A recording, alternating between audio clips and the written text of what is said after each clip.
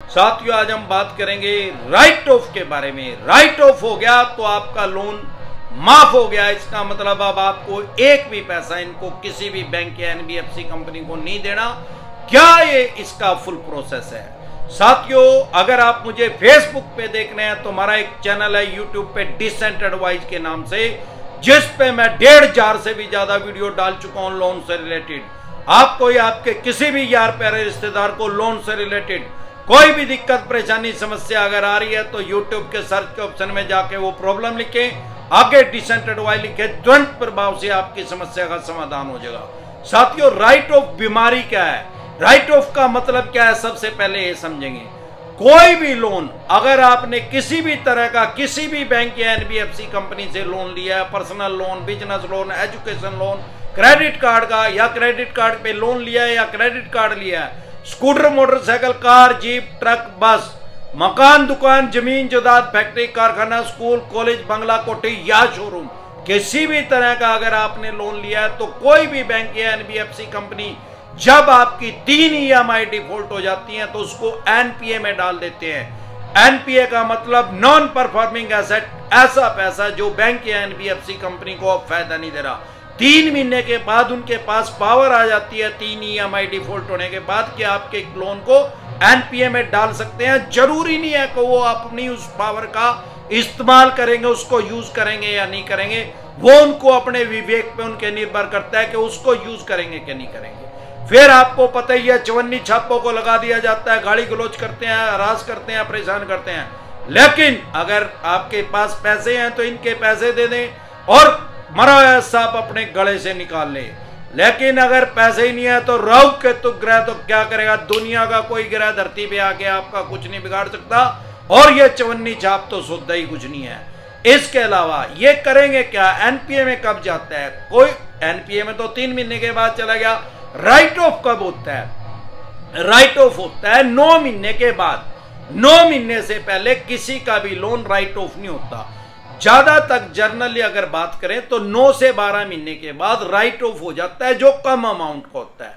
अब बहुत से लोग हमारे से पूछते हैं कि सर कम अमाउंट का क्या है? कम अमाउंट किसको कहते हैं भाई? किसी एनबीएफसी कंपनी के लिए तो 50,000 रुपए भी ज्यादा अमाउंट है और किसी बैंक के लिए 5 लाख रुपए भी कम अमाउंट है। ज्यादातर 2-3 लाख रुपए तक का लोन जो है वो राइट ऑफ होता है। अब राइट ऑफ का मतलब क्या है? राइट ऑफ का मतलब है इन्होंने अपने लेजर में से, अकाउंट में से, बही खाते में से उसको बाहर निकाल दिया, डिलीट कर दिया, अपना जो पोर्टफोलियो है वो साफ सुथरा कर दिया।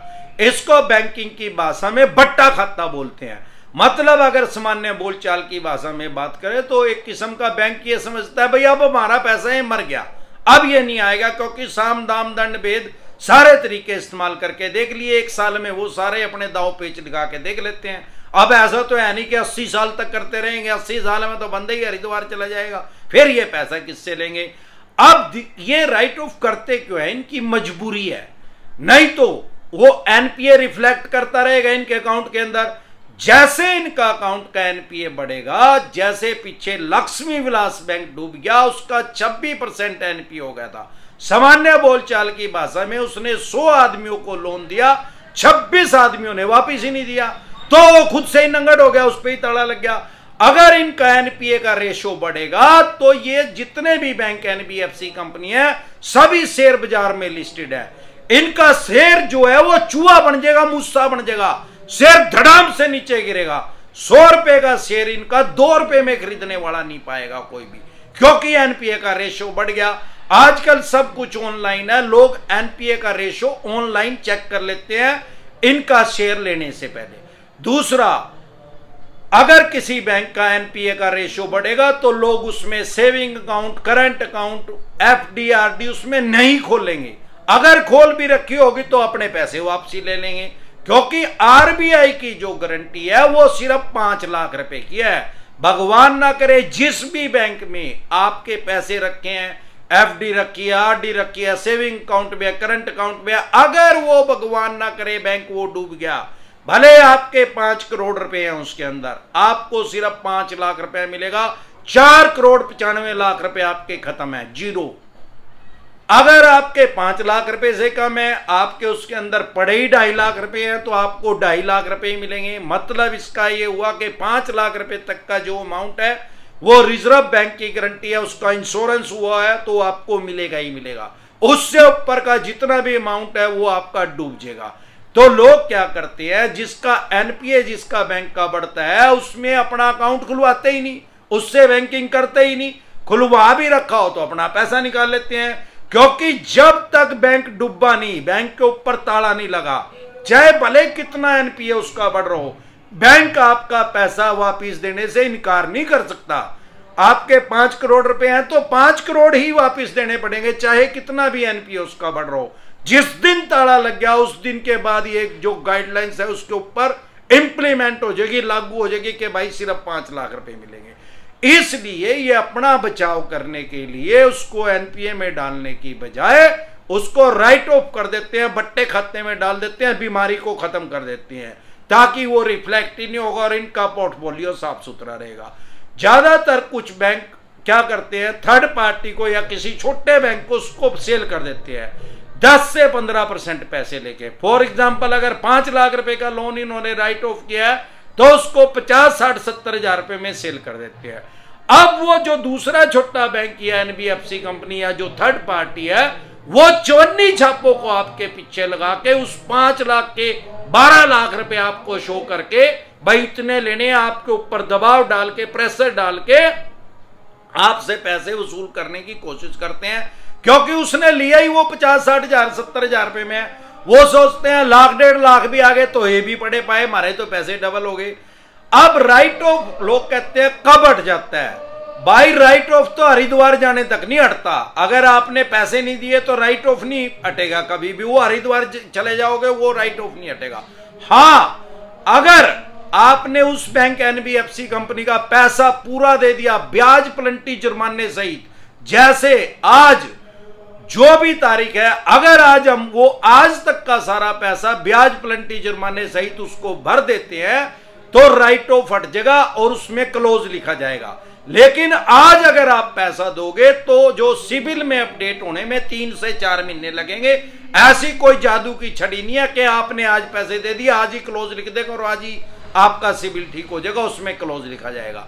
इसमें भी एक क्लोज हो रहा है, अगर उस बैंक या एनबीएफसी कंपनी ने किसी थर्ड पार्टी को वो बेच दिया, फिर आप इनका पैसा चाहे सारा भी दे दे उस थर्ड पार्टी को, तो वो फिर राइट ऑफ ही लिखा रहेगा, वो राइट ऑफ वहां से हटने वाला नहीं है। जिस बैंक एनबीएफसी कंपनी से आपने लोन लिया है उसने राइट ऑफ कर दिया और उसने आगे वो सेल नहीं किया जब तक, बहुत से बार करते भी नहीं क्योंकि इसका ज्यादातर गाहक नहीं होते इस कबाड़ी के सामान के, तो आपका राइट ऑफ हट सकता है, अदरवाइज राइट ऑफ कभी नहीं हटता। इसी तरह की या किसी भी तरह की कोई भी दिक्कत परेशानी आपको या आपके किसी भी यार प्यारे रिश्तेदार को लोन से रिलेटेड आ रही है तो यूट्यूब के सर्च के ऑप्शन में जाके वो प्रॉब्लम लिखें, आगे जैसे ही डिसेंटेड वाई लिखेंगे तुरंत प्रभाव से आपकी समस्या का समाधान हो जाएगा। जो भी अभी आपके माइंड में प्रॉब्लम है, मेरा साड़ा इसको खोपड़ा कहता है, जो खोपड़े के अंदर समस्या अभी आ रही है वो यूट्यूब के सर्च के ऑप्शन में लिखेंगे, तुरंत प्रभाव से आपकी समस्या का समाधान हो जाएगा। 2 तरह के नोटिस को कभी भी अवॉइड ना करें। अगर आपके पास कोर्ट से समन आया है 138 का, जिसको सामान्य बोलचाल की भाषा में चेक बाउंस बोलते हैं, उसको कभी भी अवॉइड ना करें, कभी भी हल्के में ना ले, नहीं तो आपको 14 दिन के लिए न्यायिक हिरासत में जाना पड़ सकता है, 14 दिन के लिए आपको जेल में जाना पड़ सकता है इसको अवॉइड करने में। क्योंकि पहले आपके बेलेबल वारंट इश्यू हो जाएंगे, फिर नॉन बेलेबल हो जाएंगे और फिर आपको पीओ घोषित कर दिया जाएगा, भगोड़ा घोषित कर दिया जाएगा कोर्ट के द्वारा।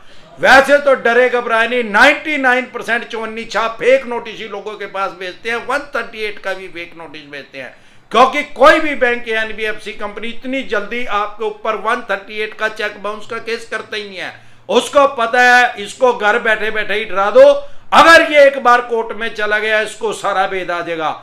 भाई 138 का केस अगर हो भी गया, इसमें बेलेबल ऑफेंस है, जमानती अपराध है, तुरंत प्रभाव से आपको बेल मिल जाएगी, जमानत मिल जाएगी। सारे देश के किसी भी कोने में अगर इन्होंने आपके ऊपर चेक बाउंस का केस किया है, सबसे पहले तो फेक नोटिस डिसेंटेड वाई लिख के वीडियो देख लें, आपको पता लग जाएगा वो जो नोटिस आपके पास आया है वो फेक है क्या जेन्युइन है।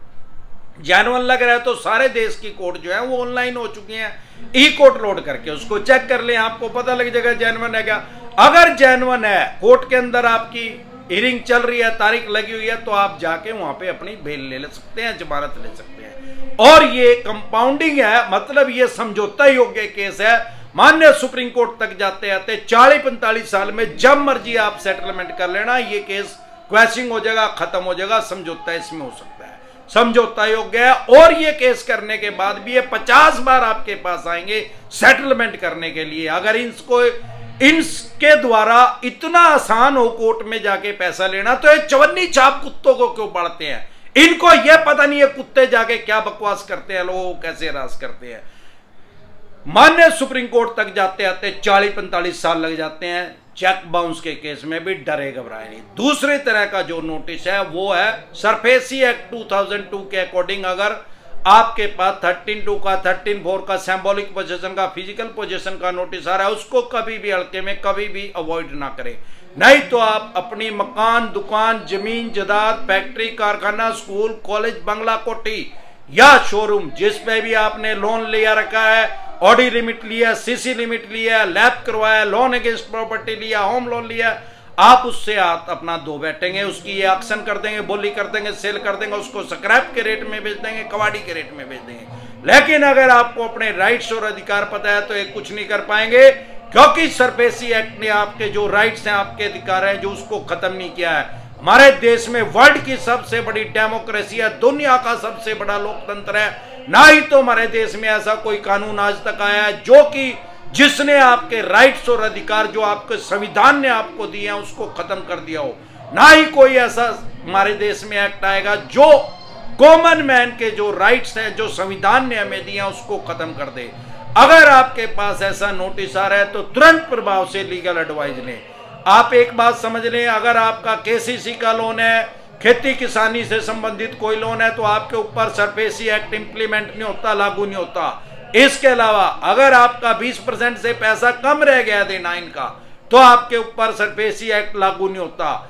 अगर आपका 50% से ज्यादा पैसा जा चुका है तो आप डीआरटी में इनके खिलाफ जा सकते हैं, यह भी कोर्ट का नाम है।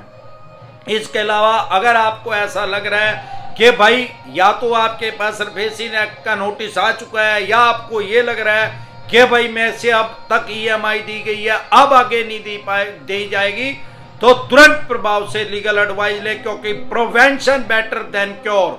इलाज से हमेशा परहेज बेहतर है। अगर आप हमारे साथ टेलीफोनिकली जुड़ना चाहते हैं, पर्सनल मीटिंग करना चाहते हैं, फिर आपका लोन 2 करोड़ का है, 5 का है, 25 का, 50 का है, या जितने भी करोड़ का आपका लोन है, लोन से रिलेटेड जो भी दिक्कत परेशानी समस्या आपको आ रही है, आपके पास सरफेसी एक्ट के अकॉर्डिंग नोटिस आ रहा है, सरफेसी एक्ट 2002 के अकॉर्डिंग नोटिस आ रहा है, 13(2) का, 13(4) का, सिंबॉलिक पोजीशन का, फिजिकल पोजीशन का, डीएम साहब का 138 नेगोशिएबल इंस्ट्रूमेंट एक्ट 1881 का, पेमेंट एंड सेटलमेंट एक्ट 2007 का, आर्बिट्रेशन एंड कंसोलिडेशन एक्ट 1996 का, या रिकॉल नोटिस आ रहा है, या अन्य किसी भी तरह का कोई भी नोटिस आपके पास आ रहा है, लोन से रिलेटेड जो भी डॉक्यूमेंट्स है वो सभी लेके आप मेरे से पर्सनल मीटिंग कर सकते हैं, पर्सनल एडवाइस ले सकते हैं, या टेलीफोनिकली भी एडवाइस ले सकते हैं। हमारे साथ जुड़ने का क्या प्रोसेस है, आपकी स्क्रीन पे कमेंट बॉक्स के अंदर एक नंबर आया हुआ है 9306347314। इस नंबर को सेव करके व्हाट्सएप मैसेज करें,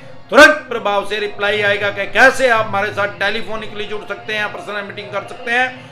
एक बार जोर से मिलकर नारा लगाएंगे, समझ गए? जय ससुराल वालों की।